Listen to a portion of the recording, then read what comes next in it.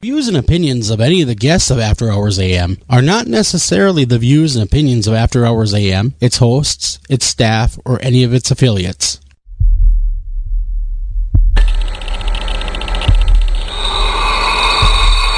Welcome to the After Hours program.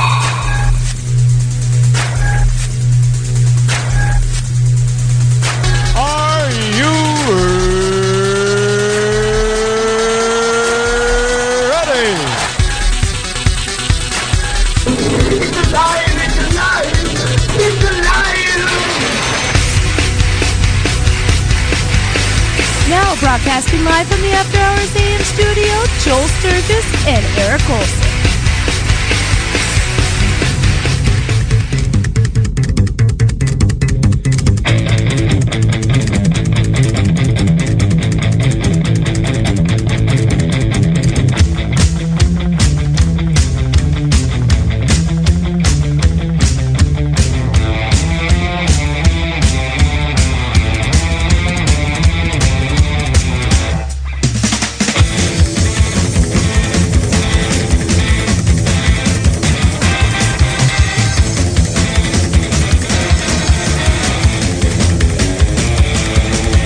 Can't shake this terror from my head tonight. Alone and forsaken, I bleed. A twisted vision, a tired mind, betrayed, a victim of shame. R.I.P. And good evening, everybody. I'm your host, Joel Sturgis, and with me, as always, Eric Olson. Eric, you are on landline tonight because our, basically modern my tongue also is failing us, but I was going to say, I'm going with there. Modern conveniences have failed us tonight. Yeah, I don't know what the Skype deal is. Here I was all pumped up thinking, man, I am being proactive and cool. Because every once in a while, over the course of a full 2-hour show, the voice, yours, in other words, or whoever's talking, drifts off, and it always really frightens me because I don't know if it's coming back. And I you don't get know if frightened and someone's scared? talking to me. Did I miss something? And so this time, I hardwired the laptop that has the Skype on it, and we had just hardwired the desktop. We have a new computer. I heard that. Here. Is it a Mac or is it a Windows machine? It is a Mac. First time in my life. I can now say it because she's not there anymore. My wife used to work at Apple. She left, a couple months ago now, 6 weeks ago. And just before she left, she got a Mac Mini. It's unbelievable how small it is. It looks like an old school portable CD player. It is literally that small. And that is the entire computer. No kidding. It's it. No kidding. See, now I have a great big studio computer here put out by Lenovo. I'm just going to give them a shout out because they hooked me up with a great one with all the bells and whistles on it for a discount. So anyhow, I upgraded the other day to the Windows 10. I did have Windows 7 on this machine, but of course I thought I'd take a chance. I can always go back to 7 if I decide to, but I got the Windows 10. I gotta say I'm not 100% convinced this is a great operating system right now. I think it could be. I think it might be with enough updates. But then again, with all the updates, you would think that they just make something right the first time. Yes. Well, clearly all of that is perfectly logical, but you're well aware of how these things go. They're in a big hurry to get them out, and that's okay. It's reasonable. We get it. The quicker they get it out, and this one supposedly has a lot of updates, a lot of upgrades. It's much more intuitive. It's much more user-friendly. Supposedly we're heading away from the era where everything was very clunky and step-by-step, and into a much more intuitive computer era, eventually, with the wearables, and it'll just be voice-activated, and everything will happen seamlessly behind the scenes. But clearly we are not there yet. No, we're far from there, man. We are so far from there, we can't even see the light at the end of the tunnel is the problem.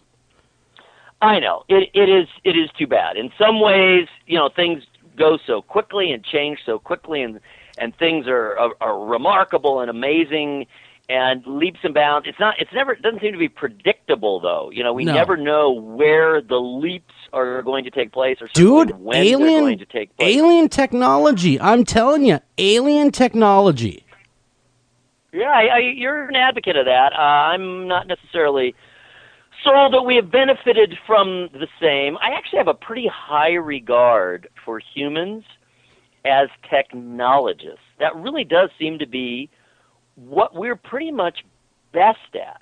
If we are at our best, if we are performing at our absolute best as humans, we are also very good at empathy and emotional interaction. But we're not always operating at our best. And That's it seems true. to be our default best is technology. And I mean, this goes back thousands and thousands That's true. of years. It really does. Humans have been good at it. We have been, and speaking of humans and races of humans and maybe giants, we're going to have Mary Sutherland on the show tonight, and she's going to be talking about like red-headed giants, and also talking about secret installations that the government has around, all that kind of, I don't want to say strange stuff, because the giant thing, dude, I think there were giants at one time. I really do.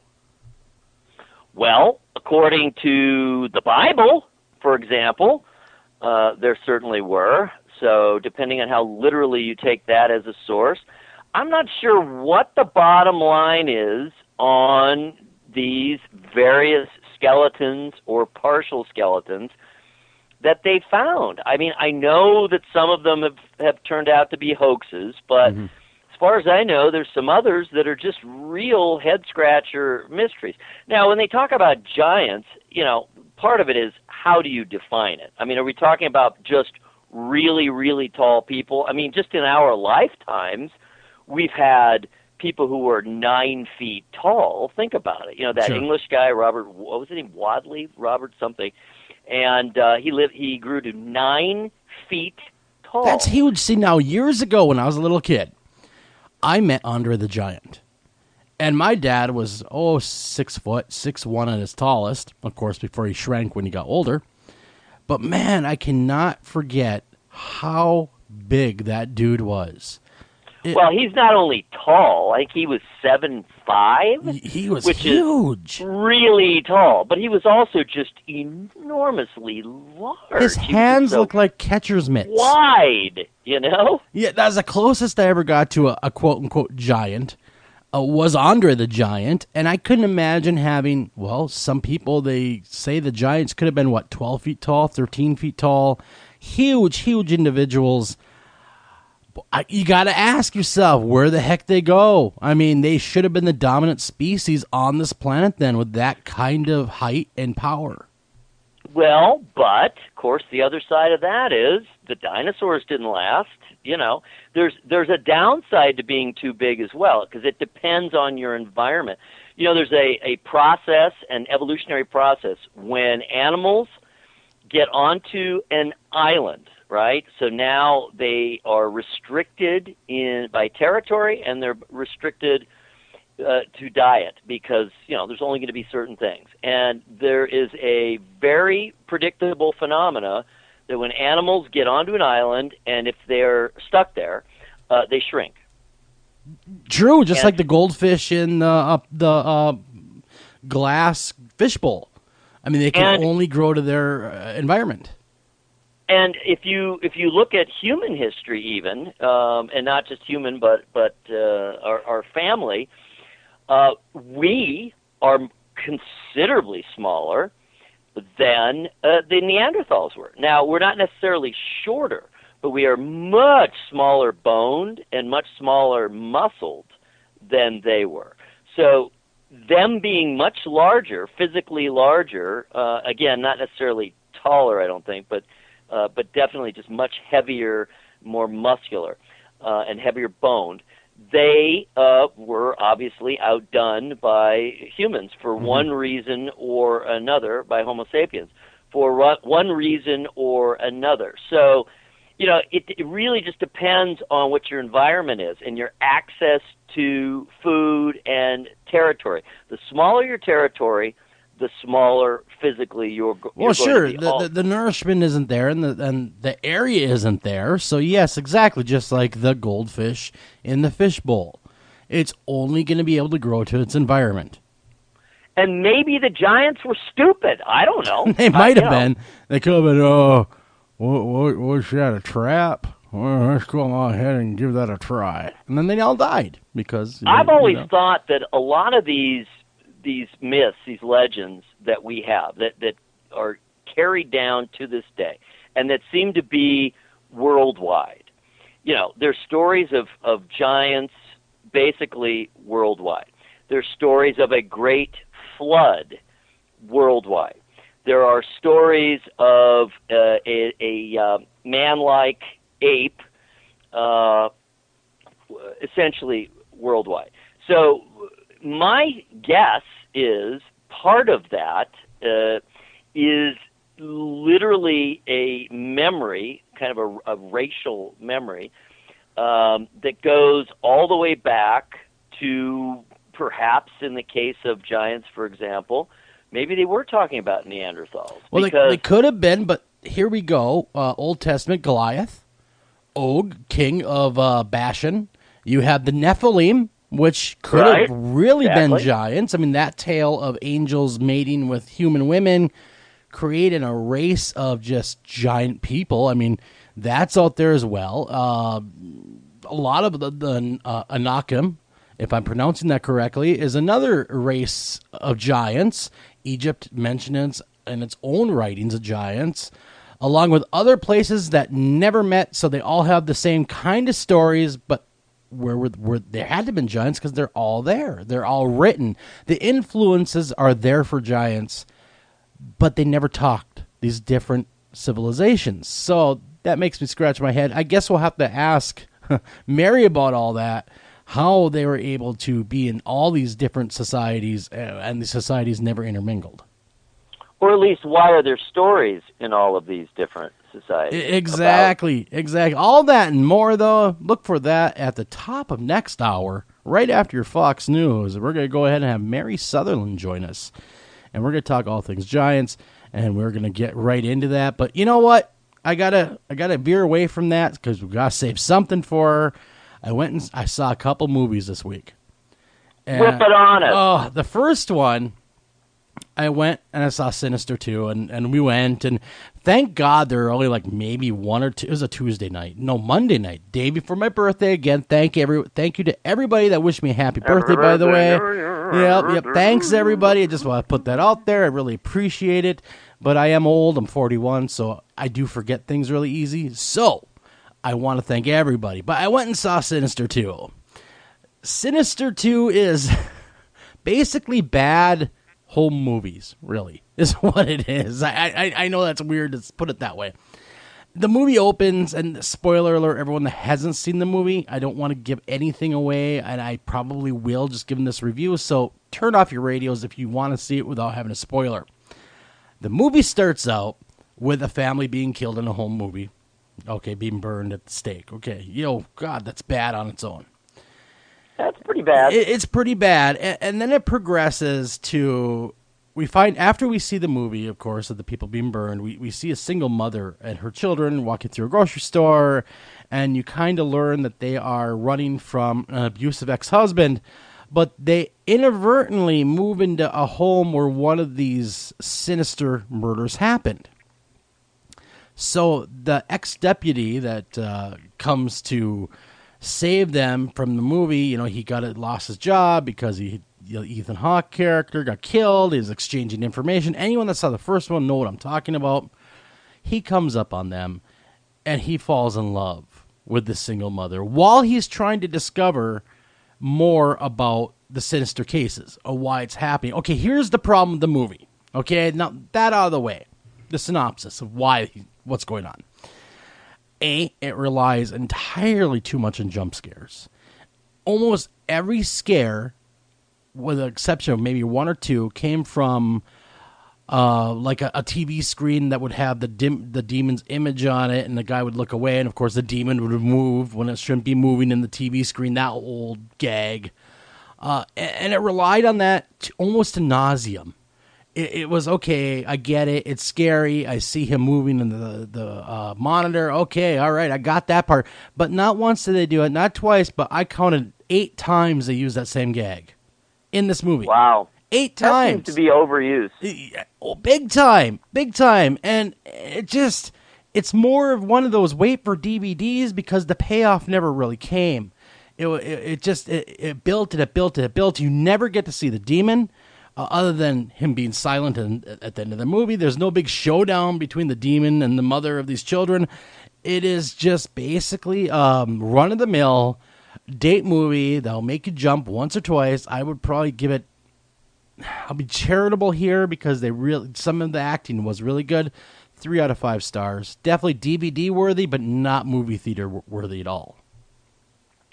Got it. Well, that about summarizes what I've gathered.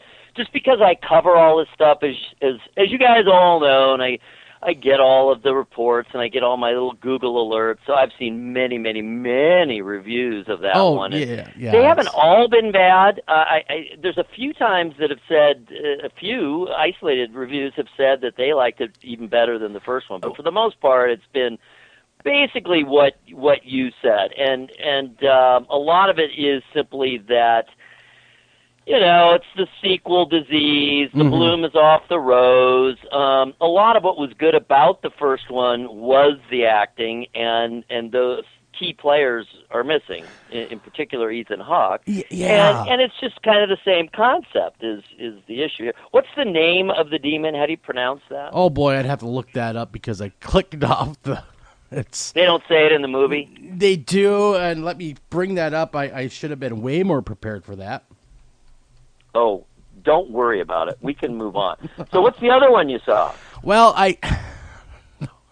this one's worse, believe it or not. This one stars everyone's favorite Terminator, Arnold Schwarzenegger. Yeah, that Arnold. Yeah, I'll be back, Arnold.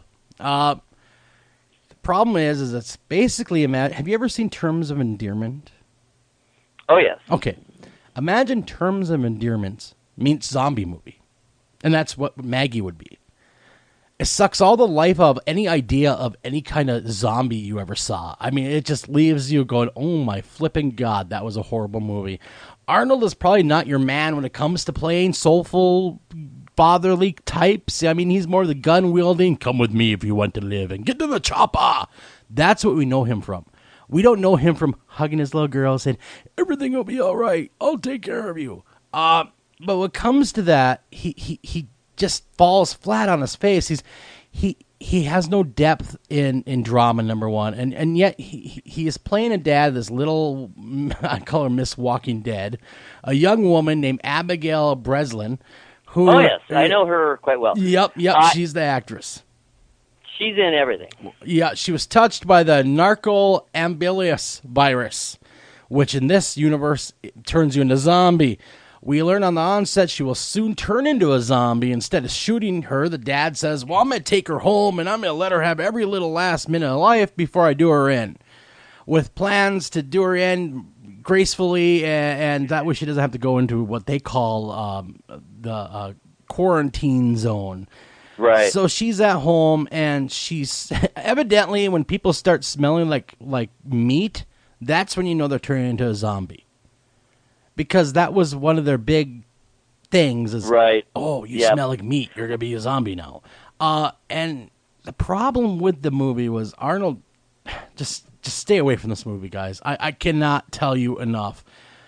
If you really want to waste an hour or hour and a half of your life, by all means, watch this movie. But if you're a fan of zombies, and especially a purist of zombie movies, where you grew up on George Romero kind of zombies movies, this is not for you. It's the acting on Arnold's part was subpar. It was not believable, and the ending was the most stupidest ending they could have had. Who's going to kill themselves? Spoiler alert! By jumping off a 2-story house. If you're a zombie, it wouldn't kill you anyway, would it? Well, she's not yet a zombie. She's becoming a zombie. And apparently in this universe, because I saw this too, I have a somewhat different view. I have a... You saw the movie? Oh, yeah. What did you think of it? I have a somewhat more charitable view than you do. First of all, I agree. the zombie element is secondary at most. It really has very little to do with it. That's just the avenue by which the tragedy unfolds. This is definitely a tragedy, and it's actually very, very sad, and it made me sad. I watched it with 3 other people who are Arnold fanatics. Yes. They felt the exact same way that you do about the movie. They said, man, that is not how I want to see Arnold. That was not what I expected.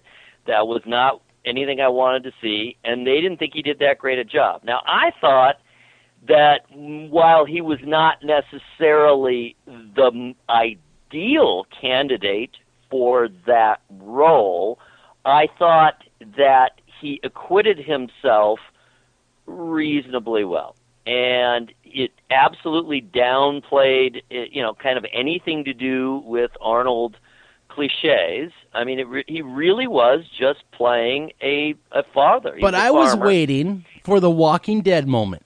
You know what I'm talking about, where the zombies come to the farm. Never happened. It never. Nope. The payoff, in my opinion, and my own opinion. I mean, there's people that probably love the movie. I personally didn't like it, but that's just me. I was waiting for the Walking Dead payoff, man. I was waiting for him to like Terminator up, go outside, and start blasting zombies. Yeah, I agree. It never happened. The zombies are secondary. It's about the lowest energy kind of zombie. In other words, this is one of those, definitely there's a virus. You can catch the virus. Not everyone already has the virus, as we found out in The Walking Dead. In The Walking Dead, at least by now, by where we are now in the series, if you die, you become a zombie. Yeah, everybody no way does. around it. Not in this world, not in the Maggie world. In the Maggie world, it is a virus, and you don't accumulate any particular powers, it doesn't seem. It's just you cease to be a sentient human, and you eventually turn into a flesh-eating machine, unfortunately. So there's nothing particularly fun about it. There's nothing exciting about it. It really is, absolutely, no question, a low-key family drama that is a tragedy, and it's very sad. I found it very, very sad. I thought it was sad as well. I thought it was sad that poor Arnold was stuck in this movie. But I also found it sad that, I grew up with the zombie disemboweling people, man. I grew up with those kind of zombie films, as did you. So when I got the film, I looked at it. Oh, man, cool. Zombies and Arnold. Come on, the Terminator versus zombies. Who hasn't wanted to see that? Right. So I throw that bad boy right in the old Blu-ray player. I'm like, oh, my God. This is... Wow. Nothing like that at all. No, I mean it's the bridges of Madison County. It's it's these rural, zombies, slow human dramas, and I don't disagree with a lot of what you're saying. I just didn't dislike it to the extent that you did, and I did think that it was reasonably. I thought she did a good job, Abigail. She's a great actor. She's been around quite a while. She was Little Miss Sunshine. That's how far back she goes. Yes, she was. But how many stars did you give it out of 5? Oh, I mean maybe 3. I'm going 2, to be honest with you. I'm going 2. I get it. And like I said, who I was watching it with was my, at that time, soon-to-be son-in-law, my older son, and my soon-to-be son-in-law's father. And they are all Arnold freaks and fanatics. They love Arnold. So they were expecting basically exactly what you were expecting. And they didn't see that, and that upset them, all three of them, very much. I guess maybe if I should have done my due diligence and maybe watched a trailer of it first. But I didn't. I just saw Arnold with a shotgun on the cover, and I was sold. Okay, and zombies. But that being said, acting-wise, I thought the young lady did great. I thought Abigail did a great job acting. I do. I think she played the part wonderfully. I think that maybe Arnold wasn't the correct actor for this role, but, he tried his hardest. I think she did a great job. Who knows? Maybe we'll still get our Terminator versus zombies, but for now, we have to be happy with zombies. Basically, Arnold hugging zombies. So, Yes, there's a lot of hugging going on. I agree. It was much quieter than I expected. I did know what it was about because, again, see, I get all these notices, I get all these reviews, I get the original press releases when the movies are coming out in the first place. Certainly anything to do with horror, or sci-fi, or any of that. But not even just those, but certainly all of those. So I knew that this was not, this was the kind of the downside of Warm Bodies. Did you see Warm Bodies? Did you like that one? No, I did not see that because I had the benefit of seeing the trailer and I'm like, okay, no. Zombies in love ain't happening. Okay. Well, my daughter, the 15-year-old, she loved it. And of course, she had read the book first, but she loved it, and I liked it too. It was touching. It was interesting. I'll give it a whirl. I'll watch it. It was funny, but there was actually quite a bit more action even in that one than in Maggie. Maggie is not about action. Yeah, and Arnold, originally, early on in Warm Bodies, when the guy is still a full-fledged zombie, I mean, there's some action, and they're attacking people, and that's kind of the crux of it. That's how he ends up with the girl, is he eats her boyfriend. Yum. Well, give me let's stick with the zombies here. Fear the Walking Dead. What's your feeling on it? I found it very tense and taut, and it was inevitably slow to get going because that's just the way it kind of has to be handled if you care about introducing the characters. They may have gone a little overboard with the, withholding action. Well, I shouldn't even say it that way because the absolute opening of the show is very frightening and active. I mean, you see zombie behavior immediately, but then they pull back and you get to know the characters and their life in L.A. And I think by far, I don't think it's supposed to be this way. Maybe it is. By far, the most interesting character is the heroin addict. He is, isn't he? He is I thought he was cool and kind of funny and weird, and actually kind of rang true because, look, a lot of addicts of all different kinds, whether it doesn't matter what it is, can be very charming, and that's how they get away with it, right? Oh, sure. They're very manipulative. Addicts tend to be, at least prior to the real hardcore decline, they tend to be very charming because that's how they get their way. That's how they get away with it. They use people. And so it's kind of interesting to see that element of him. But, of course, as hell is breaking loose, and the world is quite apparently changing radically, then what was manipulation, you can see how he manipulates his mother. His sister was not going to put up with it. He was definitely manipulating the boyfriend. Stepfather. Yeah. They're not married, but the mother's boyfriend, manipulating him. But by the time his story proves to be true, because of course no one believes him at first, because he's a heroin addict. Exactly. Then there's that. Yeah, he's kind of a junkie. And so he's running around, and he gets in an accident, so he's in the hospital, which was an interesting parallel to Rick being in the hospital for the first episode. I thought that too. I thought, oh, look at of this. The Walking Dead. Yeah. But to answer your overall question, I liked it. I thought it was good. I thought it was good too. I'm not totally sold on all the characters or even necessarily the actors, but the action was certainly picking up toward the end. And this was a 90-minute episode, by the way, so. Yeah. The extra 30 minutes went into the relationships and the building, huggy establishing feeling. the characters. Arnold would have fit perfectly in that environment right there. Maggie, Arnold, they would have fit perfect. They would have been like right at home. They could have hugged each They other. could have been neighbors. They could have Yep, been. here's my farmer neighbor in Southern California.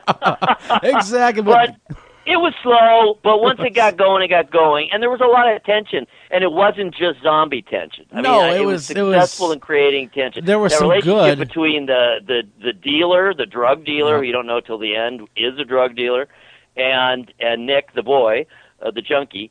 That was very fraught with tension and peril, and I knew what was coming, but I thought they did a really good job of kind of only revealing it slowly what was going down. Yeah, exactly. I liked it. I know it kind of got beat up a little bit in the reviews, but that's people that are Walking Dead fans, and they want their zombies now. I thought the acting was pretty good, especially in the heroin addict. I thought that overall the show was good, and I think it'll only get better. Oh, I think it only will too. Yeah, I do too. And all the reviewers, they only sent out the first 2 episodes, so no one has seen more than those first 2. Exactly. And so all the previews were saying just what you said. You know, the first one's a little slow to get going. It's probably inevitable because you got to get to know the characters, et cetera, et cetera, et cetera.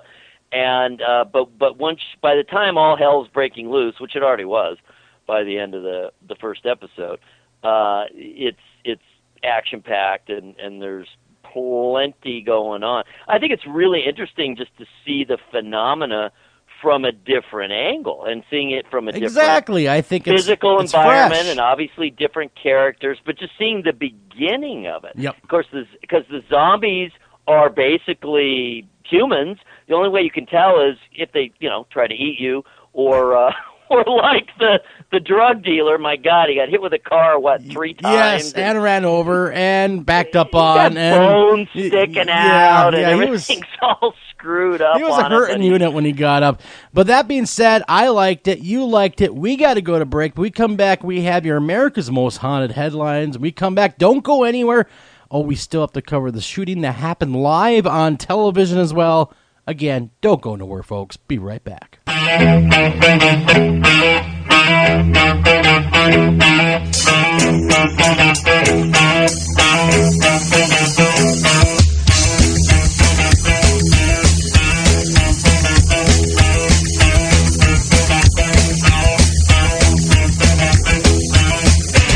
Hi, Tom Bodette. If pop culture is to be believed, roughly 40% of all people are actually vampires, or dating one.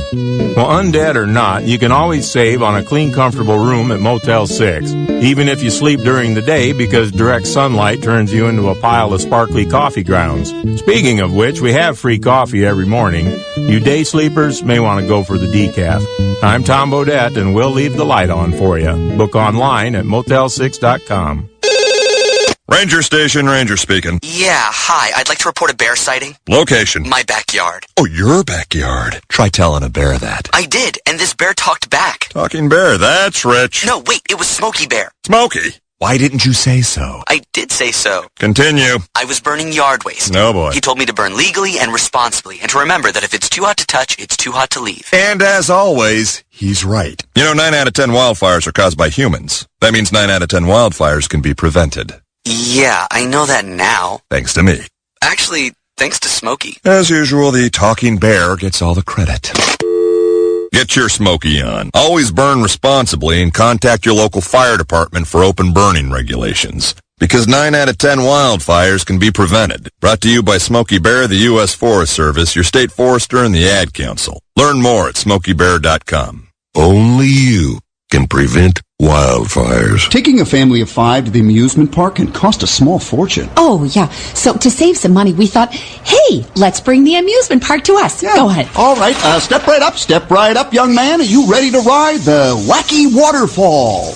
That's just the bathtub with the shower head running. Nope, it's the wacky waterfall. It's the shower, Dad. Waterfall. Wacky. There's an easier way to save. To get a free rate quote, go to geico.com. Then buy online, over the phone, or at your local Geico office. Green light. Hey girl, school zone. I'm getting hungry. Car changing lanes. You want to meet me for pizza? Stop sign. Intersection clear. Yeah, street. Pizza sounds good. Ballin Street? Girlin Street! It's hard to concentrate on 2 things at once. like texting and driving. Stop the text, stop the wrecks. How will you stop texting and driving? Tell us at stoptextstopwrecks.org. Brought to you by the National Highway Traffic Safety Administration and the Ad Council. Are you hungry? Hungry as a gremlin? Here's gremlin cereal. Gremlins, gremlins, bite after bite. What a tasty way to satisfy a gremlin appetite. Gremlins is a deliciously sweet, crunchy cereal that satisfies the hungry little gremlin that's in all of us. Gremlins, gremlins, bite after bite. What a tasty way to satisfy a gremlin appetite. Gremlin cereal is part of this complete breakfast. Gremlin, yum yum. Do you have a question for our guest tonight? Don't feel like calling the show? Not a problem. Email those questions to afterhoursam@gmail.com. Again, that's afterhoursam@gmail.com. And welcome back to After Hours AM, everybody. I'm your host, Joel Sturgis. Along with me again, Eric Olson. And Eric, man, that tragedy that we watched unfold right in front of our very eyes. That shooting is crazy, man. It's yet another new category of outrage. And it ties into so many themes that we've talked about before that are just going on in the world right now. You have the whole selfie culture. Yes. Where nothing feels real. Life does not feel real unless you are sharing it with strangers. So true. So true. I was just talking to a couple of my friends, and I said, when we were growing up, we did a lot of dumb things, okay? Everybody did. But it was pre-YouTube and pre-Facebook. So no one knew about it but us. Now their dumb crap is posted proudly, I might add, everywhere. Yeah, it's amazing that people always seem surprised when their indiscretions are discovered when they are themselves the ones who made it public. It's just bizarre. It is crazy. This killer who was clearly mentally ill, a disgruntled former reporter at this TV station in Virginia. And, why he selected this pair, who knows? I don't know. I don't think there was any particular reason to have selected them. He was lashing out. Yeah. And basically, it's yet another, ultimately, it's a suicide kind of move. But why do people feel compelled to take out others when they are the ones really committing the suicide? Exactly. Why do they have to kill innocence? I don't understand that. I don't get it either. And they found the guys. Well, he got shot by the police. No, he shot himself, didn't he? Yes, he shot himself. They find a wig and everything else. Like, he wanted to get away with it. And then later on, he's playing the I'm black and I'm gay card. This is why, because they treated me unfairly at the station, which they deny, of course, the station. But watching the video and hearing the pops go down and watching the lady fall, and it's just horrific. It is horrific to the point.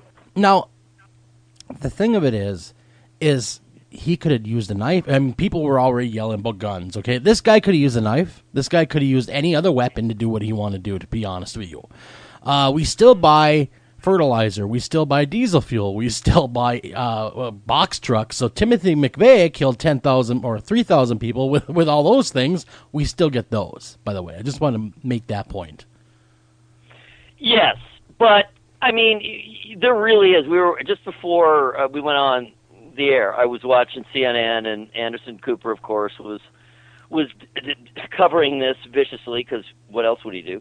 And the fiance of the poor woman, of Allison, who is the station's evening anchorman. So this was reporter to reporter relationship. Yeah. And he was actually quite eloquent, and he was talking about her, and they'd kept it really quiet because they didn't want there to be any issues. Hey, about man, it, don't dip your pen. Don't dip your pen in company ink. Exactly. And so that was understandable, though he said he really regrets it now that he had not told the world sooner about his feelings and about their relationship. But he was actually quite eloquent about it. But of course, when push came to shove at the end, it did circle back around to gun control. I don't know what the answer is. I am much less pro-gun than you are. I just didn't grow up that way. My father was actually quite anti-gun. Sure. On the other hand, my grandfather, my mother's father, was very staunchly pro-gun. And so, I mean, I've heard all the sides. I have not lived, as we discussed, I think just last week, I have not really lived in a gun culture. I don't have experience. I'm not comfortable around them. Sure. I've shot a gun maybe 10 times in my life. Sure. Maybe. I And totally was understand that. I totally always, respect that as well. Target practice. So the thing is, you just keep coming back to, we have to at least try to figure out how to keep guns out of the hands of crazy, homicidal people. How? I'm not sure. But the system as it is now isn't working. There are too many crazy people committing these kinds of murders. And that's not even going into the mass murders. I mean, if you talk about Sandy Hook, it's just... Sure. No, I get where you're coming from. 27 first graders, I mean, mother of God. Yeah, there's something that is broken, and you're absolutely correct. I'm not one of these gun... I'm pro-gun, absolutely, I am. But I also have reason about myself. Because there are some that blindly just say, never should they ever take away our guns, no matter what. No, I believe that there needs to be a delicate balance in place. I think that there has to be some type of balance that works for everybody, but also keeps us safe. I just don't understand why it appears to be so easy and legal. That they emphasize that when in telling this story, that he got his guns, Glock 19, perfectly legally. This was legally purchased. So it was not about skirting the system or anything. Sure. He worked within the system. This guy has had problems and has had problems with coworkers. He's just been a troubled individual. Mm-hmm. They say they could trace it all the way back to 2000. And he's never stayed in one job for any length of time at all. He's just bounced around from station to station. He was a reporter. And that's, what he did. He could not get along with people. He has had other incidents in the past. So this was a guy, there were absolutely no question. There were flags. Now, should there be character references before you can buy a gun? There's got to be some way to reduce the number of crazy, violent people who can get their hands legally on guns. Mm-hmm. Now, does that mean that if they didn't want to badly enough, they couldn't get a gun one way or another? Sure they could, because there's such an enormous volume of guns. That's there's the over other 100 million People of them. look at this country from the outside and they say, you got more guns than grains of sand. There are more guns than cars. There's more guns than telephones. It's crazy how many guns there are. Sure. Why do we need so many guns? Yeah, well, and again, I don't have the answer. I'm just giving my gut reaction. Yeah. Every time something like this happens, I'll tell you, beyond the gun situation, which is obviously a long-term issue and something that is going to take a lot of time and effort to change. I mean, it's changed so little, really, if you look at it, in a couple hundred years. So very true. I mean, that is a thorny and I don't think ultimately intractable, but a very thorny problem. What I'm specifically worried about with this was a new thing. It is. Murder on live television. And I am very concerned. We've opened up a new category that we're going to get copycats. Yes. Yeah, that's why I thought right away, too, is, oh, boy. Because look at the theater killings. How many of those have there been? They're popping up everywhere. I mean, exactly. So this is Very good analogy. ridiculous. Yes, this is I agree. ridiculous. This is crazy. And our hearts go out to, and our prayers go to the families, friends, and coworkers of these two people that did not deserve to be killed. They were innocent. They certainly didn't. And they were good people, surely and I hopefully, some way, somehow, the individual perpetrated this does get justice. Obviously, we couldn't give him justice, but maybe on the other side, there is some justice waiting for him. I hope so. But moving on, according to our guest last week, June, it was very, very interesting and wow, presented quite a very complete world view, somewhat along the lines of a Rosemary Ellen Guiley, but even more complete, I think, because she herself was the bearer of the information. This was not secondhand or thirdhand.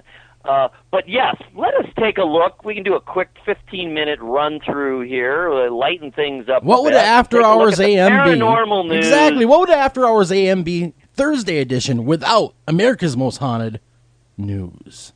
Gosh, I don't know. A lesser entity, to my way of thinking, for sure. All right, so if you want to gather around, if you want to read along, just get on Twitter and go to @AMHaunted. That's America's Most Haunted. And, of course, we'd be very happy if you started following us.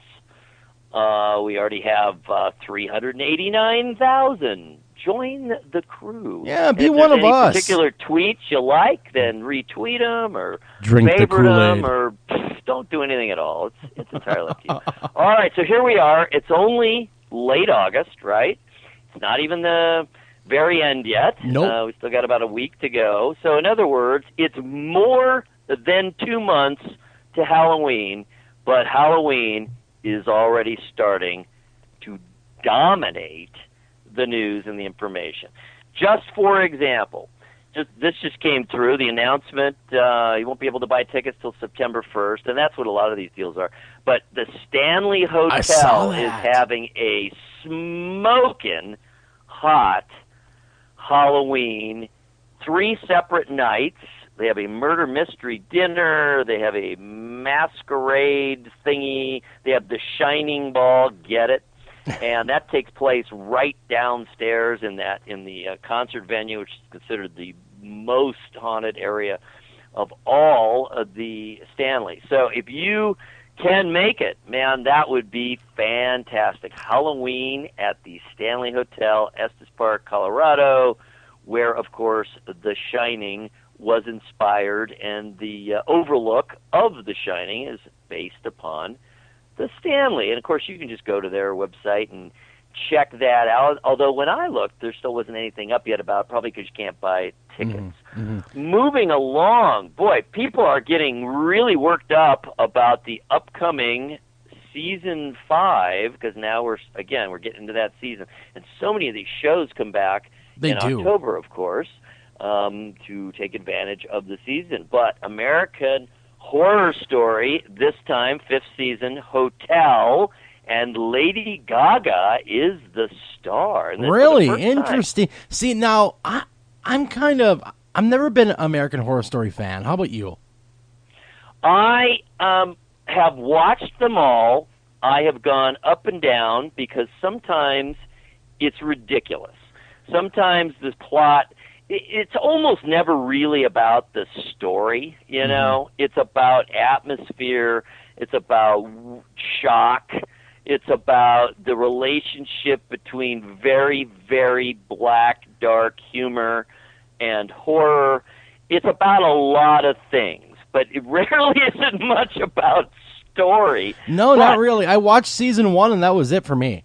I'm like, all right. That was worst, and by worst I mean best in terms of horror. That was really pretty. I found it disturbing. Yeah, but I'm like Dylan McDermott. You know what I mean? I'm done. I can't watch any more of this. It's dumb. That's what I thought because, well, I shouldn't say that. I watched season 1, then I watched a little bit of season 2, and I'm like, this show really stinks. In my opinion only, because there are a lot of fans of the show out there. American Horror Story has a big following. Very fervent fans. Yeah, don't take my word for it, obviously. If you like the show, you like the show. I personally am not a fan of that drawn-out atmospheric horror. I like to see the blood and the guts.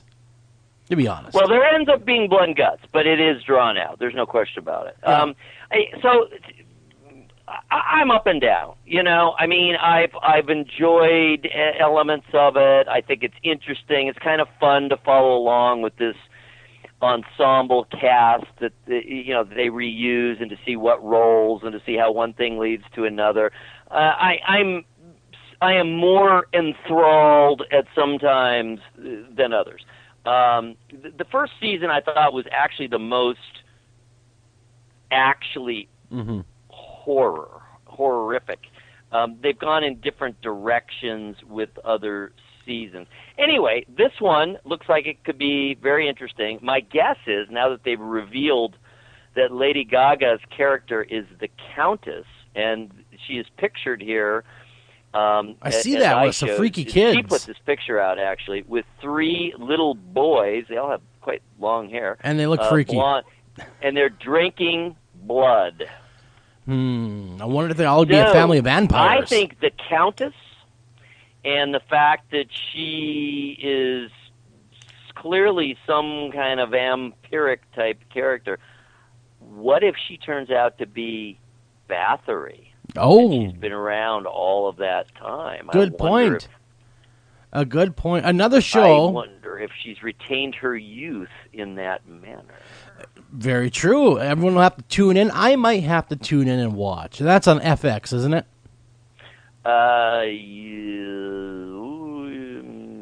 Yes. Okay, so I'm going to have to tune in and watch I old never FX. even think about it, but it's on, Another show that's coming back is Z Nation, which I thought was just, not even up my alley for zombie shows. I honestly haven't watched it Oh, yet. yeah. If you want to see a ninja baby with teeth that's just bored, that's your show. Whoa, now. Yeah. It's coming back. Season 2, so it did well enough, so it'll be on Sci-Fi, and that starts in September. Dude, it's sci-fi. That says it all right there. How much of it did you watch? 2 episodes. I couldn't stomach it anymore. And bear in mind, I'm a zombie movie freak. I love zombie movies. I couldn't stomach it anymore. It's like, okay, the acting's bad, the CGI is bad, everything was just bad about the show, in my opinion. Again, in my opinion, I thought the show was not very good. But that's just me. I think how high I think now the bar has been set. Because on the one hand, you have movies, unless you're talking about the really low-budget ones where it's, the effects and the blood and the guts. As far as zombies, it's a joke. It's supposed to be a joke, right? Yeah. It's not real. But when you're talking the more high-budget type movies, and then of course in particular The Walking Dead, that bar is set really high in terms of effects, in terms of acting. Yes. We have come to take that genre very seriously now. So if something is not quite up to snuff, and they don't quite have the budget, and they're not, they don't have the A-list actors and whatnot. That is so true. Then it's just what you said. It's just going to look kind of dumb. And then we go back and we look at shows like Day of the Dead, George Romero. You look at it now, you watch it, and it's like, oh my God, I actually liked that movie when I was a kid. When I was a kid, I loved this movie, and it's like, oh my God, the acting's horrid. The special effects are horrid. Everything about that movie's horrid. But then you still love it because of the nostalgia factor. Sure. And you didn't really have anything to compare it to. Exactly. But moving on, what's next? Moving on, speaking of Halloween, this is the 25th, so think about that. That's been going on a long time. I think that was the first of the really big amusement park type haunted houses. So Universal Orlando is on Halloween Haunted Nights 25, if you can believe it. Wow. And this year, what they're doing is all the usual new stuff, but they're going back and revisiting favorites from the past. So they're bringing back American Werewolf in London. Oh. They are bringing back Jack Presents, 25 Years of Monsters and Mayhem. So Jack is back. There is Blood, Sweat, and Fears. There's Asylum in Wonderland. In other words, they're just bringing back some of the favorites from the last 25 years. So that would be cool to go to. If you've never been, this would be a great, great year. Have you ever been? Have you ever been there? I have. Really? Yeah, Is it? I've never gone. I've always thought about going. So this might be the year I should go, but that would require me leaving my post over here After Hours AM, and no one wants to see that happen, do they? Yeah, well, you could do it remotely, perhaps. Oh, perhaps. That's some food for thought. Hey, if anyone that is working over there at Universal Studios would like to comp a couple tickets over here to yours truly, feel free to do so. It's the travel that's always the most expensive. Exactly. It's that big old jet plane there. By the way... you know what? I've actually been... who's that? Who's messing with the phone? Are you there? Yes, I am here. Good. I'm glad. Someone's messing with the phone. We're on a party line. Do not jam my chi, or I'll turn Arnold on you. I can't believe it's doing that again. Well, folks, we're going to go ahead and play our Fox News. We'll be right back right after this.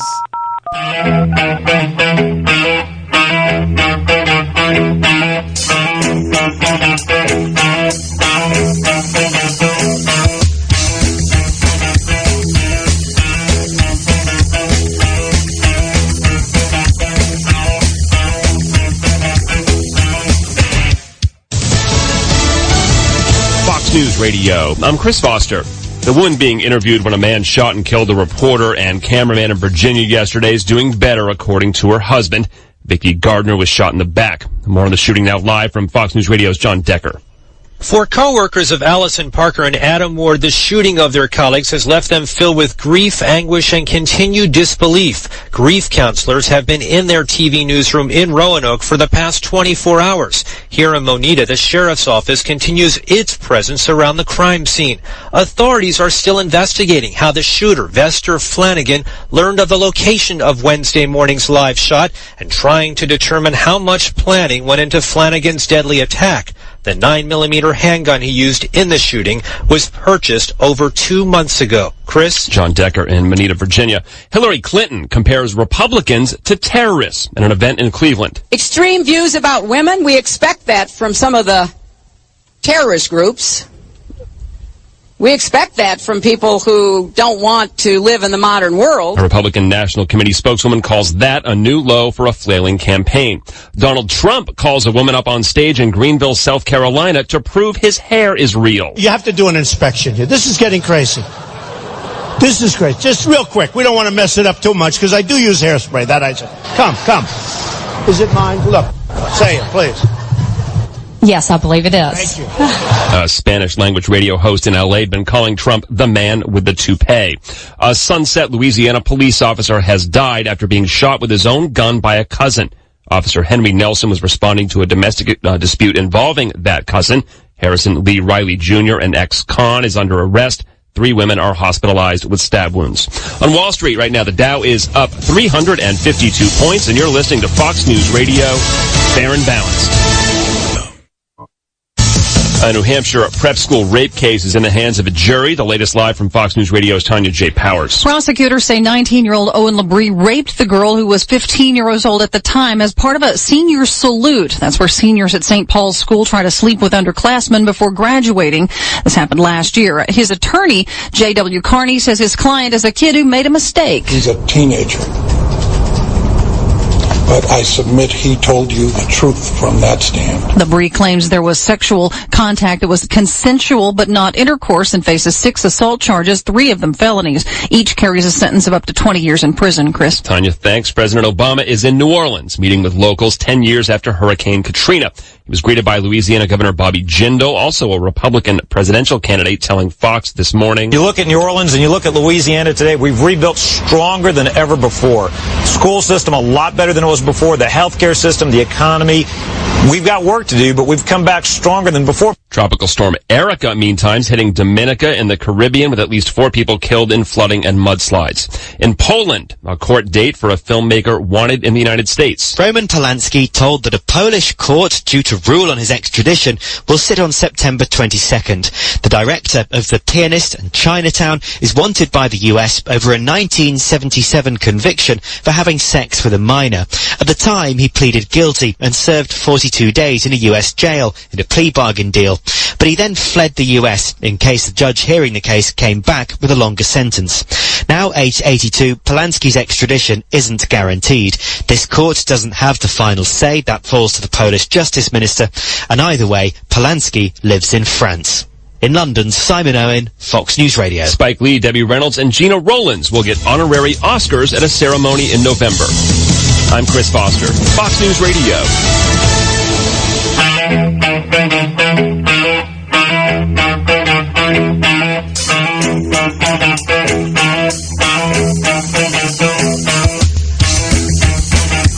And welcome back to After Hours AM, everybody. I'm your host, Joel Sturgis. Along with me is Eric Olson. Mr. Eric Olson, and we are going to try this marvel of modern technology once again. Oh, I don't know what that dialing was on your end, Eric, but I'll tell you what, it was quite annoying. But tonight we have an awesome guest for everyone. We have Mary Sutherland on the show. Eric, why don't you tell the fine folks about Mary? Well, I will do just that. Mary is an author, and she has several books to her credit. Lost in Time, Living in the Light, Mysteries of Burlington and Southeastern Wisconsin, Revelations, Haunted Burlington, Wisconsin. I didn't know there were enough hauntings in Burlington to write a book about, but I am glad to be disabused of that notion. And The Red-Haired Giants. Her site is burlingtonnews.net. She was until very recently the purveyor of was it a store? What just closed, Mary? I was somewhat unclear.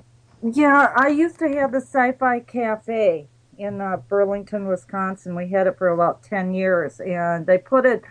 I created it so that people with like minds could get together and be able to discuss, multiple subjects and without the fear of ridicule. So, it was kind of like a coffee shop. Yeah, it sounds like a Packers fans cafe. Yeah. Well, the Packer fans usually went. No, the Packer fans usually went across the street to where the bar was. Gotcha. Remember, this is Wisconsin. Packers, Packers and beer in Wisconsin all go together. They do. Cheese. Like peanut butter and jelly. Oh, yeah. Like smoking dope in your basement in the 70s. Smoking dope in your basement in the 70s. Now that's Wisconsin. That's that 70s show. I think you're confusing it. You mean they were really in Wisconsin? Wisconsin. They were supposed to be in Wisconsin. Yes, the kids on that 70s show. But they were in. The name escapes me where they were. I don't know why it's escaping me because I was a huge fan of the show. But I was too, but it escapes me as well. But that notwithstanding, you are kind of a Renaissance woman. You don't stay in one place too long when it comes to paranormal.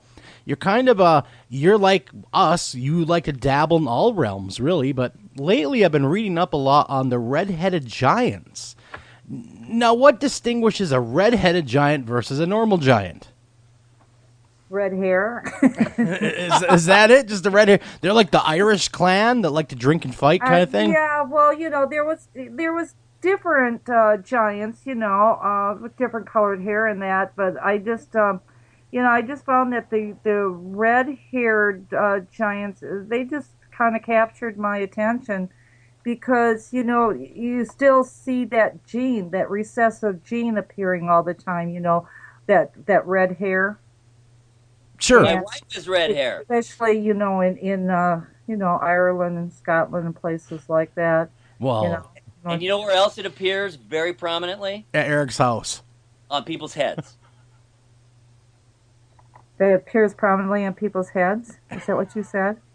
on their heads. Yes, Yeah. it was a joke. So why don't we back up a little bit and just give us the general theory and what you have found just in general about giants, and what is the case to be made for their existence, and what are the theories regarding giants in general.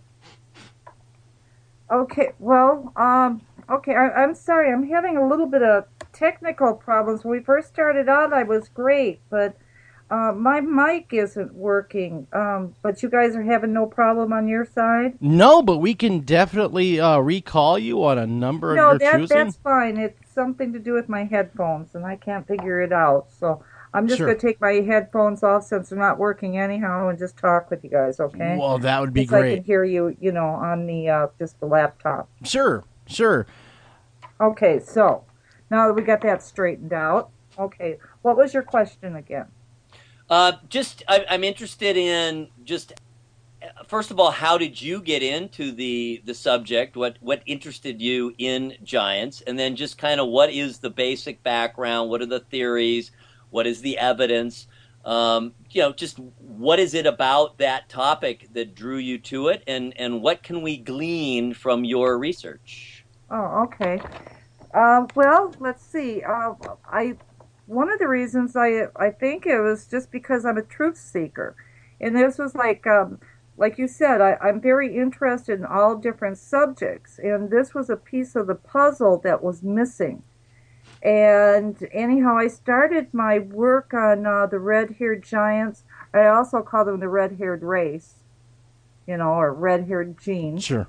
I started it about, I think maybe about 15 years ago, something like that, studying it.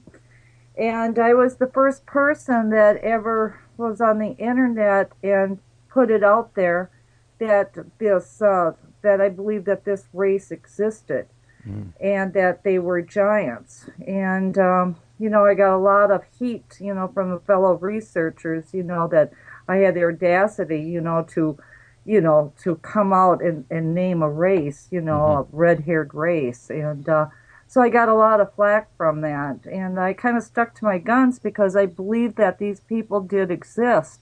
Sure. And, and now there's millions of websites out there, on the internet talking about the red-haired giants. Well, but sure. it all started from my work. It sounds like you're around long before the History Channel picked it up. Oh, for sure. Yeah. Well, I was, like I said, 15, 16 years, if not even longer than that I started, my research on these people. And they were the people Cain, the Cainites, or the Danites, whatever you want to call them. And in my book, I try to give descriptions, of course, of what they look like, but I think most people are pretty familiar by now, that these people were giants, and they had the red hair, they had the 6 digits in their fingers and their toes, and double rows of teeth, and and there's been more than enough evidence found, with digging up the mounds and certain burial sites finding, skeletal remains of people that, were 10 foot, 12 foot tall. And apparently in India, they're finding them even larger. But I kind of my work, I kind of stick with that, 10 foot up to, 18, 20 foot, A 20-foot giant. Could you imagine walking down the street and seeing someone 20 feet tall? Well, even in the Bible, when it talks about, with Moses, he sent, I believe it was Joshua, he sent, into I believe it's the Valley of the Canaanites. I'm probably wrong on that. But anyhow, he came back and he says, we look like grasshoppers, or we felt like grasshoppers compared to them, in their height. So, I mean, biblically speaking, they talked about the giants. The ancient Vedic text talks about them. Native American Indian lore talks about them. The stories are out there, and now we've found physical evidence of them. So, it's not so much that we can't prove that the giants existed now, because we can. It's just getting people to pull their heads out of the sand and accept the truth. Exactly, and well, I kind of makes you wonder, what's their origins? Where do they come from? What part of the world are they really hail from? Well, in my book, I claim that the first dry land was right here in North America when the floods receded. And if this was I base that off a geological report that was written in I think the late 1800s. I don't have my notes in front of me right now. But anyhow, there was a lot of geological reports stating that North America, from Canada coming down through the eastern part of North America into the Appalachians, that was the first dry land. Well, I mean, it just stands to reason. If that was the first land and everything else was underwater, then life would have had to have restarted here in North America. Well, sure. I mean, do they find a lot of evidence here in North America? I mean, that being said, you think that they would have found the most right here? Well, the Vedic, if you go all the way back into the Vedic texts, into the Mahabharata, and, you read about them talking about North America, but at that time they called North America either Pushkara or they would call it Attila. Okay. And it was called the land of what was it? It was the land of the Nagas, or the serpent people. And these serpent people, according to the Vedic texts, they had the ability of shape shifting into whatever form they wanted to. They were great sorcerers. Interesting. But they also described them as this North America, like I said, under a different name, was the land of the giants. Very interesting. I did not know North America was more or less the birthplace of what we know as giants. I would have thought for sure it would have been Great Britain or Eastern European country, just because a lot of the stories and texts always seem to come from that area. Everything from Jack the Giant Killer to Robin Hood and Robin Hood and Prince of Thieves, because Little John allegedly was a giant in that story. Yeah. And, well, that's the whole thing. When you look at it, all the grant money given to archaeologists, anthropologists, and that, it's given to them to go do their research in all these other countries. There's very little money that is given for any archaeological or anthropological research here in North America. And why is that? I think that this is my opinion. Everybody's, what they say, everybody's got an opinion. But my opinion is that there is something here in North America yet to be found. And they do not want somebody else finding it. The powers to be. Sure. Could it be the Ark of the Covenant? Who I don't have the slightest idea. And of course, though, if, it was proven, which it eventually will be proven, that North America is the motherland, it totally destroys all the history. Well, people ask me all the time, when is the government going to come forth with disclosure? And I tell them, don't wait for the government. It's not going to come from them. It's going to come from us. Exactly. I totally believe in that, too. Disclosure will come from the public. It will, because you know what? The government is a self-serving entity. It's going to do what's in its best interest. Well, the military's always operated, government has always operated on a need-to-know basis. As far as they're concerned, we don't need to know. We don't need to know the history. We don't need to know about UFOs. We don't need to know about anything, paranormal, metaphysics, they've always had that knowledge for themselves. And of course, what they always say, knowledge is power. And very true. Once we have that knowledge, thus we've self-empowered. And if once we become self-empowered, it takes away any power that they had over us. Very, And of very well course, said. that is going to, it's going to balance the scales. There'll no longer be that hierarchy of of us and them. Hopefully. Mary, Yes. I'd like to just for my own benefit, I'd love to get a fairly specific and detailed account of the red hair giants. What era are we talking about? How many of them were there? And what is the actual evidence for their existence? Okay, well, first of all, I suppose we could probably start with just the theory of the dinosaur. Okay? We know that in Texas and Arizona, they found footprints, that had, human giant footsteps walking next to the dinosaur, in the rock bed. And so, and if people would just use common sense, there's only, you'd have to look at it. If everything was back during the days of the dinosaurs, if everything was in gigantic proportions, the fish, the insects, the dinosaurs, the vegetation, it would not make sense that man would have been 5'4".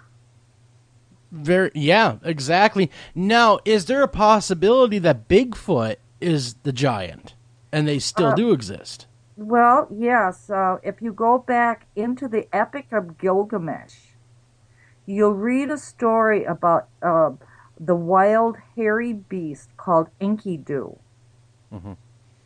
And that whole story about the Epic of Gilgamesh is the friendship that they developed, and the battles that they partook in.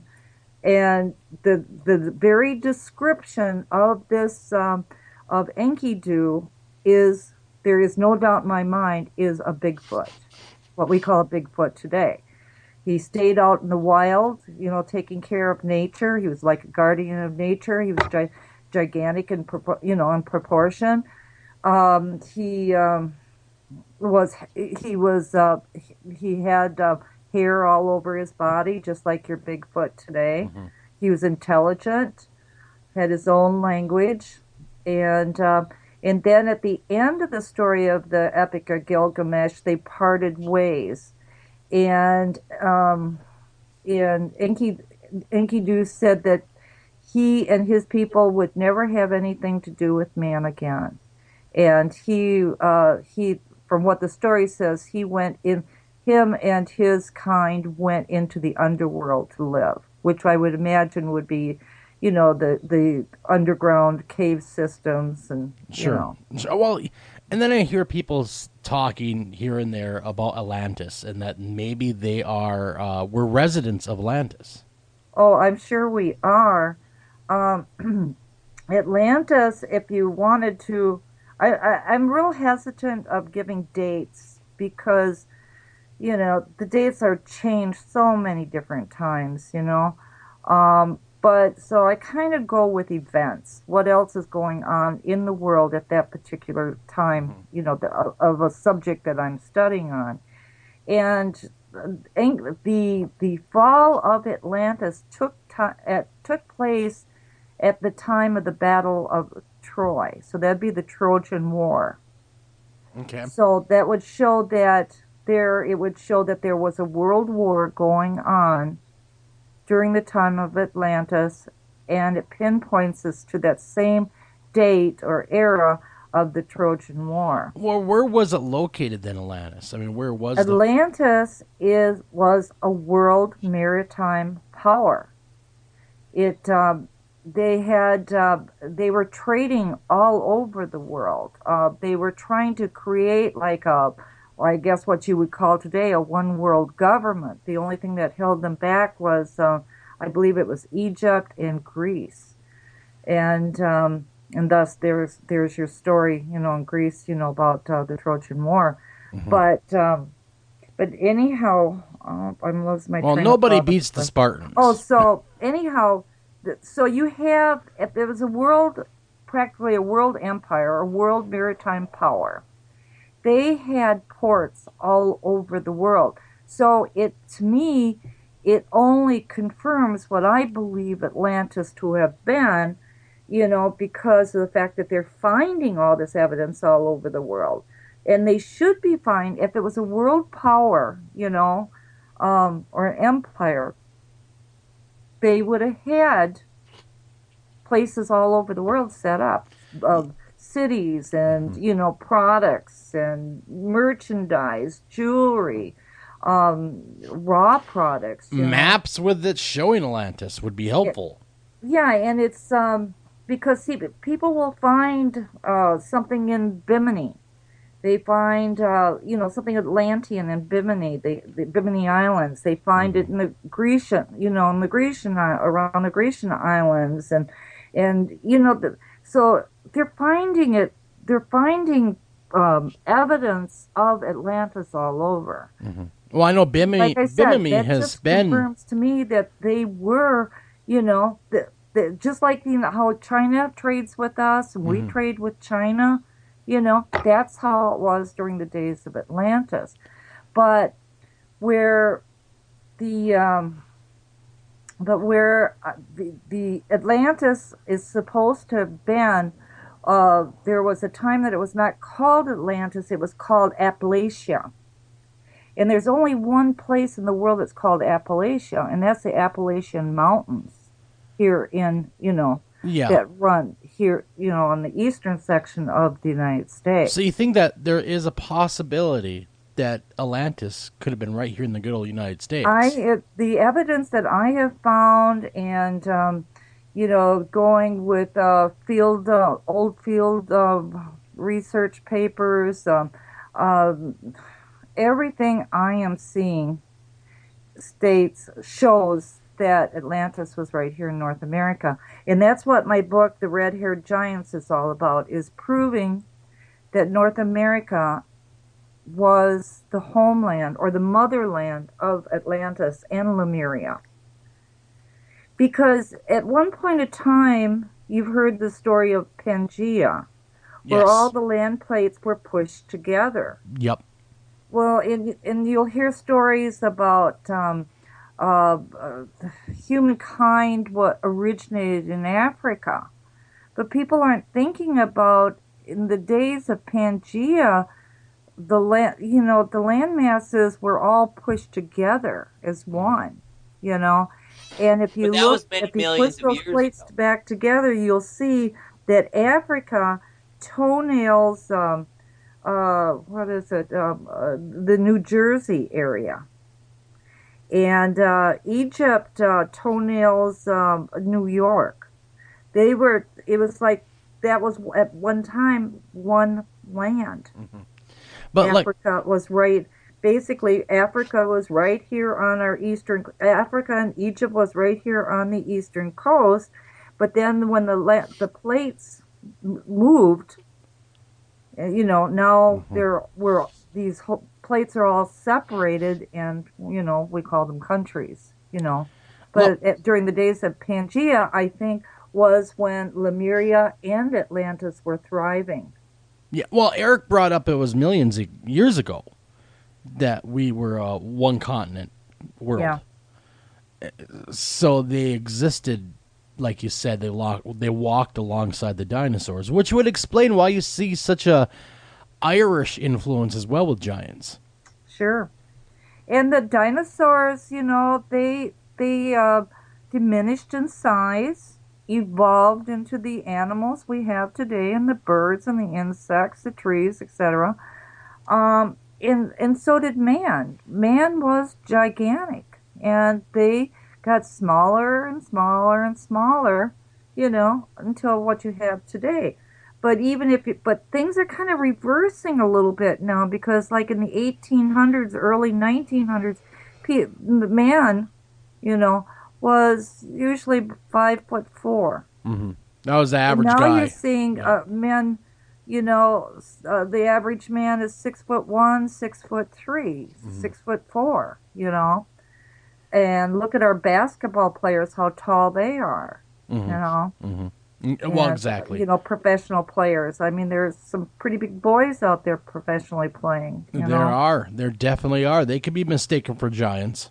Well, I mean, it's all how you define giants. But the here in Wisconsin, in the Burlington area where I first started my research, on these giants, the Indians talk about when they came to the land there in this area, that there was a race of giants living here, and they called them the Hokadesh, and they said that they had red hair, they were white complected, and they were builders of stone, meaning they built temples and pyramids.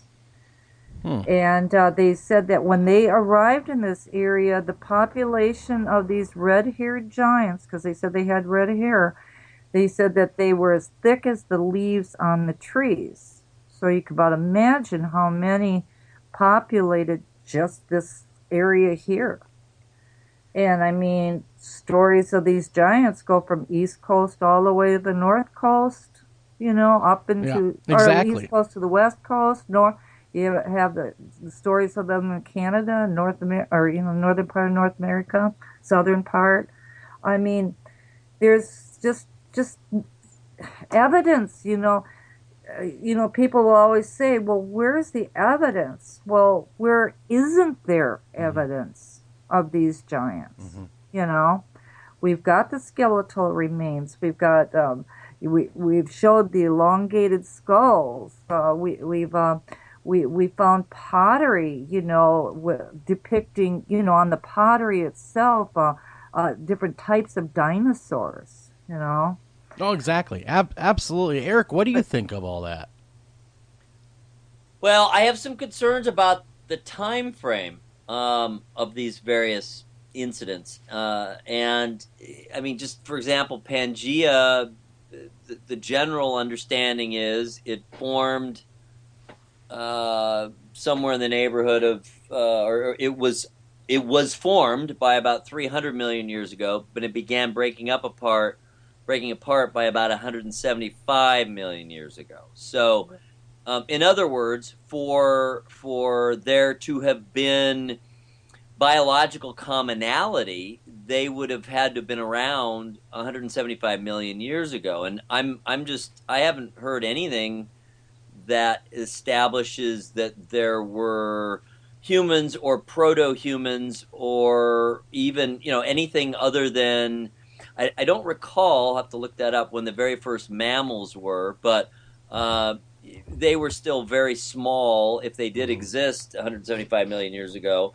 mammals. So I'm just wondering how all this fits together, because then if we're skipping ahead to the time of the flood, well, that's only thousands of years ago. So my concern is that we have this very large gap, and it's confusing me.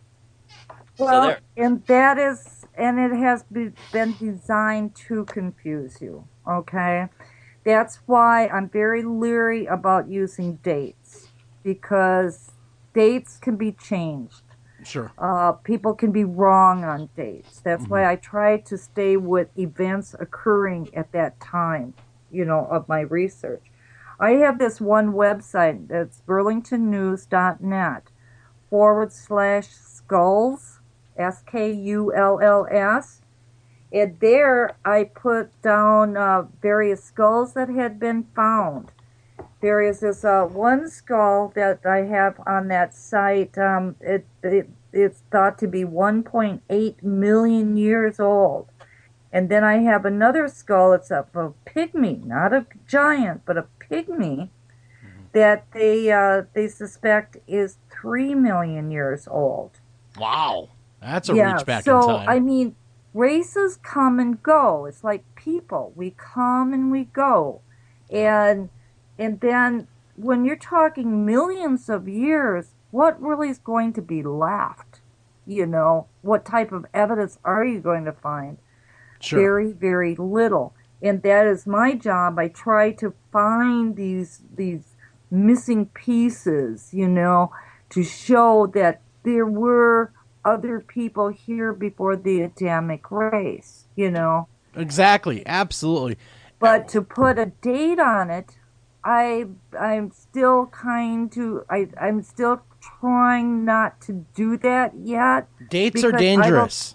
Dates are dangerous. They really Very are. dangerous. When you start putting a stamp on it and it gets proven wrong, who looks like the fool? Seriously. Yeah. Yeah, I mean, that I agree with you. I would be very leery to put a date. That being said, we have to go to break, and I can put a date on that. So we'll be right back right after this.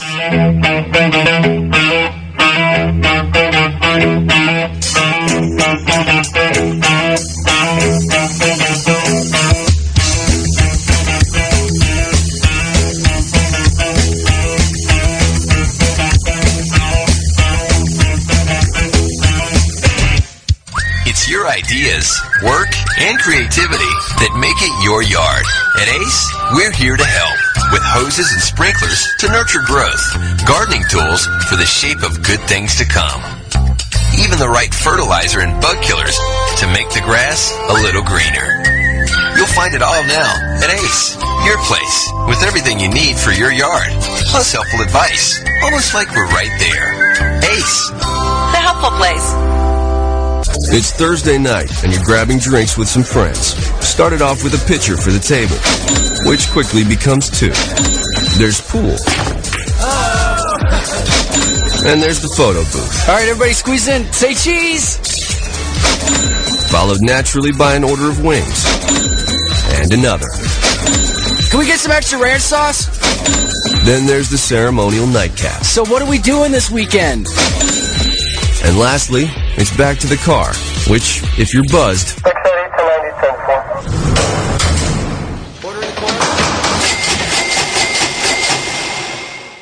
could be the most expensive night of your life. Getting pulled over for buzzed driving could cost you around $10,000 in fines, legal fees, and increased insurance rates. Nothing kills a buzz like getting pulled over for buzzed driving, because buzzed driving is drunk driving. Brought to you by the National Highway Traffic Safety Administration and the Ad Council. Hello, and welcome to today's lottery drawing. Good luck. And here's today's winning numbers. First one up, it's not yours. Second one, not yours. And another number that's not yours. Okay, this is one number that's yours. It's a 5, but you don't get any money for that. And the final number is not yours. Yep, so chances are you're not going to hit the lottery anytime soon. Don't get us wrong, the lottery can be fun every now and then. Just please don't rely on it for your future savings. How about this? Brew your own coffee at home instead of buying that latte every day. Brown bag it to work instead of ordering in. Ride your bike instead of buying all that gas. These changes alone can save you thousands a year. Thousands. Small changes today, big bucks tomorrow. Feed that piggy bank.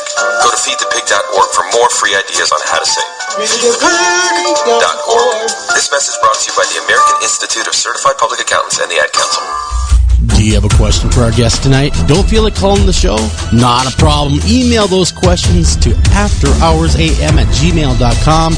Again, that's afterhoursam@gmail.com. The views and opinions of any of the guests of After Hours AM are not necessarily the views and opinions of After Hours AM, its hosts, its staff, or any of its affiliates. And now, the final crown to this cake. Take a bite. Chocolate.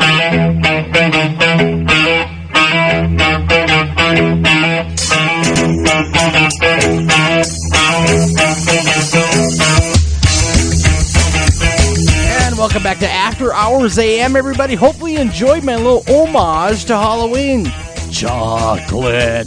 Well, I'm Joel Sturgis, your host, and with me, as always, Eric Olson. And we have a great guest tonight. First half hour just flew right by. Mary Sutherland. Now, Mary is not your normal paranormal investigator. She goes everywhere. every realm of the paranormal she likes to talk about. And during the break, she told me something super cool. Mary, what's your specialty when it comes to ghosts? Well, they used to call it psychic photographer. I have the ability, the energy it takes to be able to communicate somehow with my camera and be able to shoot past the physicality into the infrared zone, I guess you would call it, or into that, into the dimensional, I like to say dimensional worlds. So, like I'll go out, with a bunch of different, ghost researchers, and they'll have their EMF detectors and, their psychics and, their voice boxes and different things like that. But when push comes to shove, and they're saying, well, I feel this, I just take my camera and I shoot. Mm-hmm. And if there's a ghost or there's a vortex or, something strange going on in that particular area, of the dimensionality, my camera will get it. Do they ever? I probably got, last year when I counted it up, I think I had over 700,000 pictures. Whoa! Did they ever pose for you? Yeah, they do. Smile. Thumbs up. Yeah, they actually do. They realize I can capture them, Mm-hmm. And so a lot of them want to be seen, and some of them don't want to be seen, but that's just too bad because my camera's going to capture them either way, but, I have a lot of that, if you went on my Facebook, which would be Facebook.com, let's see, how does it work? Facebook.com/sci-fi cafe. And then you go into albums. Mm-hmm. And I've just got tons and tons of pictures of ghosts that we've taken pictures of. And I've actually had ghosts materialize physically to me. Interesting. And to the people that are with me. Well, I also want everybody to go visit Burlingtonnews.net, burlingtonnews.net, if you want to go on over there while we're talking to Mary and look at her book cover, see a little bit more about her very own radio show. I also know that you do. What's your radio show called? It's BUFO Radio. And that's live at 10:30 Central. Well, actually, it runs 24/7.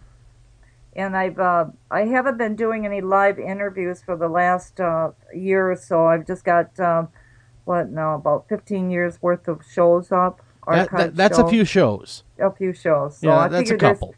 They're still interesting, Yeah. But if people go to burlingtonnews.net, they can just click on the tab there, for Facebook. And, I'll get them on Facebook. And you can buy her books there as well. You can add those to the cart. Get those bought. You're going to want to do that, especially if you're interested in ghosts, giants, and everything else in between. I'm a Bigfoot researcher, and I work a lot with Linda Godfrey. And right now where I'm living, Linda told me that I'm living right in the heartland, right in the center of Dogman country. So hopefully I never run into one. But I was when going to you're out say, there in the woods looking for Bigfoot, you never know what you're going to run into. If I ever went... I actually had, I was rushed last year by a Bigfoot coming off this hill. And he got about 20 foot to me. It's like I told Linda. If I ever go to that area of Wisconsin, because I'm just over here in Minnesota, I'm bringing milk bones with me. If I see the dog man, I'm going to make him my friend. I don't know if you could make a dog man your friend. I'm not sure about what these dog men are. Teach him to sit, So far, I don't. With Bigfoot, I totally trust.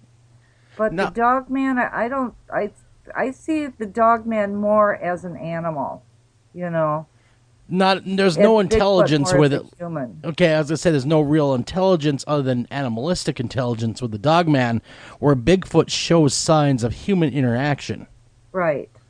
Gotcha. That makes total sense. I really would not want to run into a Dogman because... No, I don't think I would either. I got better things to do on my Saturday night. Now, you mentioned time travel.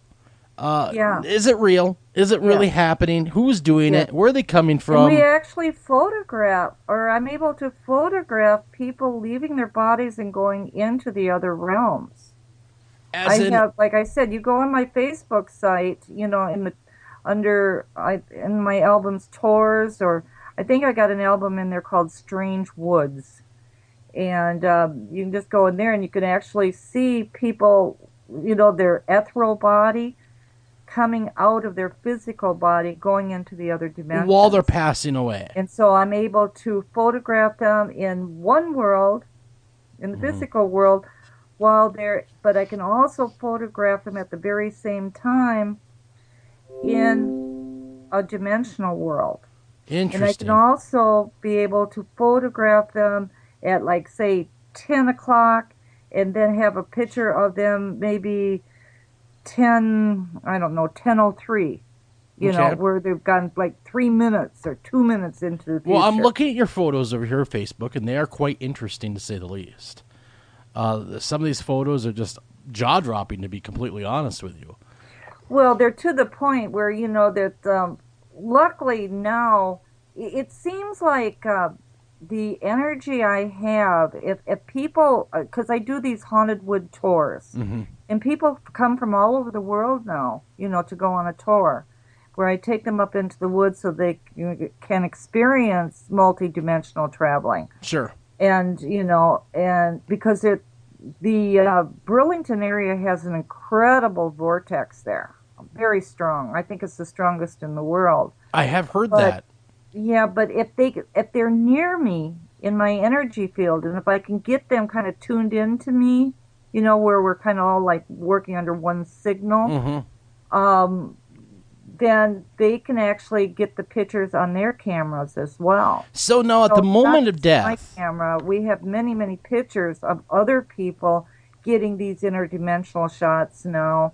On their cell phones, on film, on digital cameras, whatever, So at the moment of death, you can capture the soul leaving and going to the next dimension. Well, we actually capture it leaving before death. I mean, while they're still here. That's what my work is all about, is being able to show that the soul travels. So if we go to sleep, for instance, when we're dreaming, you don't have to go to sleep. Up in the woods, when I had them all sitting around in a circle. I started like a little campfire. Cook some, roast some marshmallows or what, and I get them to relax. And once I get them to relax, then their soul, or their etheric body, which some people call a soul, will actually travel. It'll actually step out of the body and go into another realm, and I photograph it. So you'll see, like, let's say we'll give a name Diane, okay? As where you'll see a picture of Diane sitting on a rock, but right behind Diane will be her walking, or standing up. Very interesting. That's and that's soul travel. So basically, my work proves, through my pictures, it proves that there is life after death. Well, Eric is a soul man. The soul does travel. The soul travels all the time. Every time you daydream, basically it's soul traveling. Okay. You're not there. I mean, you're kind of like on automatic pilot. Just enough of your essence is there to keep you safe, but the rest is wherever you are in your daydream. And that's what I do, is I photograph that so people can say, "Oh, now I know where I was." But what about got the picture of it? But what about time travel? Are we talking about time machines? People coming from the future or the past and popping in our dimension, or what have you? That's where my work with UFOs come in, because they're doing dimensional travel through wormholes, stargates, and dimensional travel or time-space travel, as you wish. And I've got this wonderful picture of I was taken in October. We had 2 big UFOs that came in. One came in and it stayed over the group that I had there. And I mean, luckily for me, I had Milwaukee Magazine. It's one of the more popular magazines. It's for the public. It's not a paranormal magazine or anything. It's just one of these entertainment type magazines of telling where to go and what to do when you're in the area. Sure. And they were there, luckily. And anyhow, we had this big UFO that came in, and it was right over the treetops. Right over us. Big ball, like a reddish fluorescent colored light. And then it moved off to the left and disappeared. Just blinked out. And then from there, another one from the horizon shot right to where we were standing and stopped and hovered over us for some time. Then it went to the left and disappeared. And I said to a bunch of people, I says, I'll bet you anything that there's a wormhole there. And fortunately for me, one of the girls that was on the tour that night, well, there was a bunch of people that took pictures, of course, as well as the Milwaukee Magazine. They actually did a video of it. But anyhow, fortunately, there was 2 people that actually shot a picture of the UFO, and right just where it was blinking out at, they got it on camera of the wormhole. Wow. Yeah, and it's never been done. Everybody has suspected and theorized that they're using wormholes. We've got proof. Mm-hmm. And of course, again, it would be on my sci-fi account and Facebook in the albums under UFOs. And I've got a lot of pictures in there of UFOs. And I've got pictures of aliens in there, too, that I have photographed. Mm-hmm. So yeah, there's no doubt in my mind that that you can time travel, and then of course the government has always been they've been working on it for some time, ever since the Philadelphia Project. Well, that has been the rumor. Yeah, I mean that they have been working on it. And there's a gentleman, Stuart Swerdlow. He was actually one of the scientists, I believe, that worked on the Montauk Project, where they were, sending people through this tunnel into other timelines. And I'll be speaking at his conference in Michigan in October. So I'm going to be picking his brain, to find out more about what the government was doing with the Montauk Project. That is really interesting. No, that time travel is always fascinating me. But everybody, we're talking with Mary Sutherland tonight, and it has been quite the show. I know we shifted gears, of course, from giants to ghosts. Now, as a paranormal investigator and being in the paranormal and seeing all these strange things, are Bigfoot and UFOs interconnected? Absolutely. And I was just last week. I was with Rosemary Geely, and Rosemary Ellen Guiley. Yeah, yeah. I'm sorry, I mispronounced that. But anyhow, she's been working on the project of the Jinn, and she believes that the connection with paranormal and Bigfoot, cryptozoology and all these other strange things, it could be it could all be influenced by these jinn. And so anyhow, I was speaking to her on that because I've been for the last 3 years photographing jinn, up in those woods. I create like a big bonfire, and I use the element of fire to pull them out, What do they look like? Oh, they're like they show themselves in different forms. Like I think their more favorite one is showing the form of a dragon or a serpent. But I've also had them appear as like a cocopelli, Mm-hmm. Wow. And, Are they kind of like a skinwalker at the same time? Well, see, I don't know. And even, people have been investigating these jinn, but see, the jinn are tricksters, So, I mean, they can mess with your mind. They can make you think one thing when something else is entirely different is happening. So it's very, very hard to research them, Fortunately, I've got my camera so I can get the pictures. But I think that a lot of the Bigfoot and the UFOs and things like that, we can kind of point to the jinn, but I also think that there are real Bigfoot and there are, real UFO. So everything could be the jinn then. Everything that we're Well, not encountering. everything, but a lot of it could be pointed to the jinn. Interesting. Very interesting. So nothing could be, or some of what might not even be what we think it is. It could be the jinn messing around. Well, that's kind of the fun of our research, isn't it? Is, when it comes to multidimensional work, we're just scratching the surface, and we're all trying to tag things as a Bigfoot or a ghost or a time travel or something.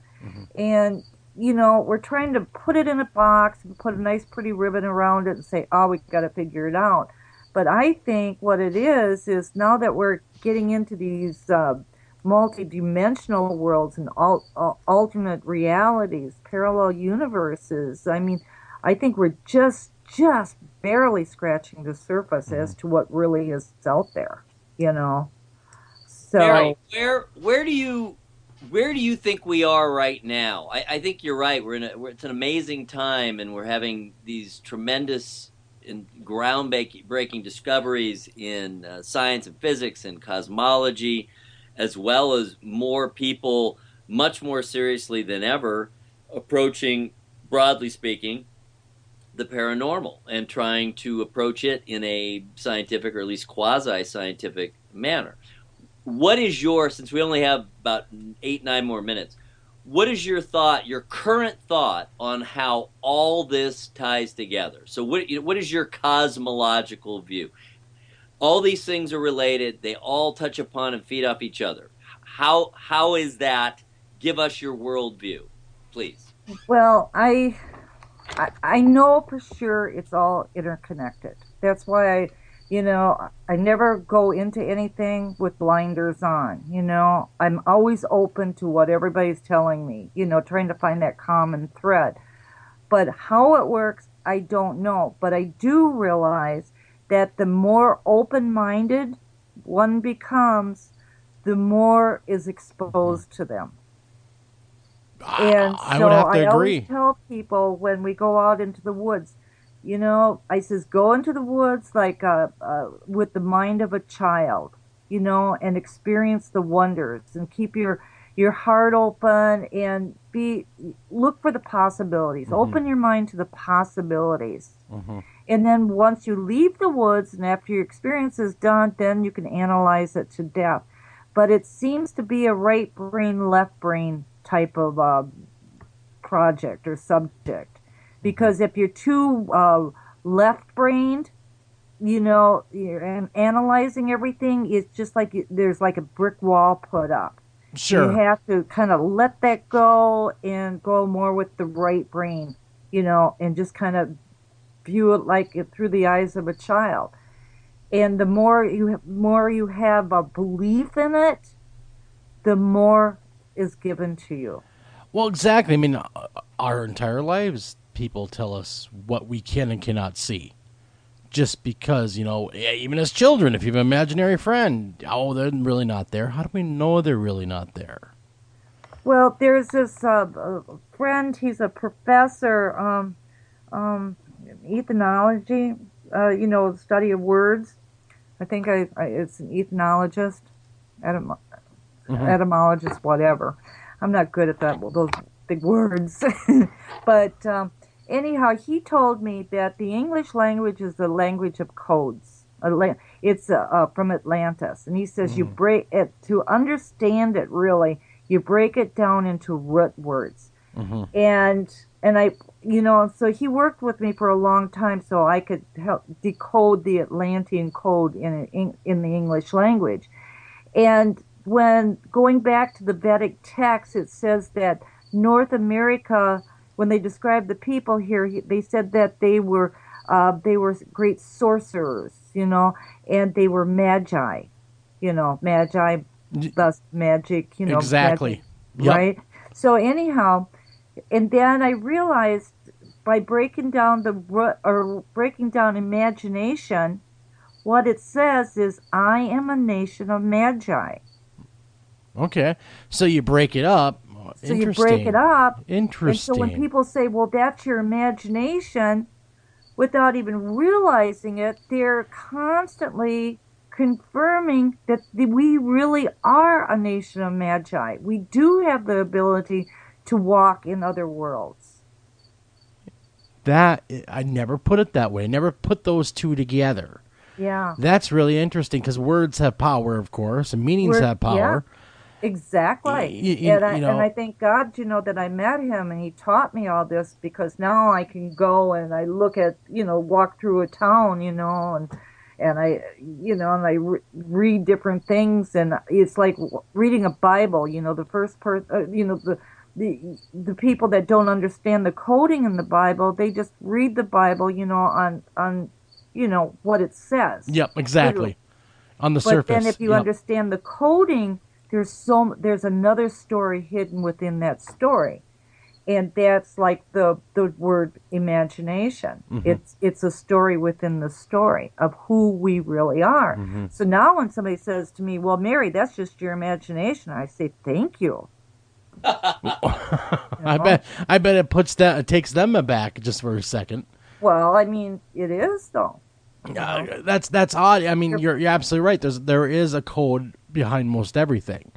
Mary, how has all of this information that you've gathered and the research you've done, how has all of this changed your life? Do you live your life differently than you would have if you had not gathered? Yeah, this I'm self-empowered. I don't have that fear, and because I am self-empowered, I don't have the fear of saying what I believe in. Mm-hmm. Regardless of, who I'm up against or what I'm up against. I believe that our thoughts create our reality. So I try to stay very positive, and not give in to that fear program that's being fed to us on a daily basis. Exactly. Absolutely. But I got to ask you, Marianne, first I'd like to thank you for coming on the show. It's been a heck of a show, and again, thank you so much for coming on. But how can people get a hold of your books and hear your radio show and do all those kinds of things? Well, they can find Haunted Burlington, Wisconsin, and they can find the book Red-Haired Giants on Amazon.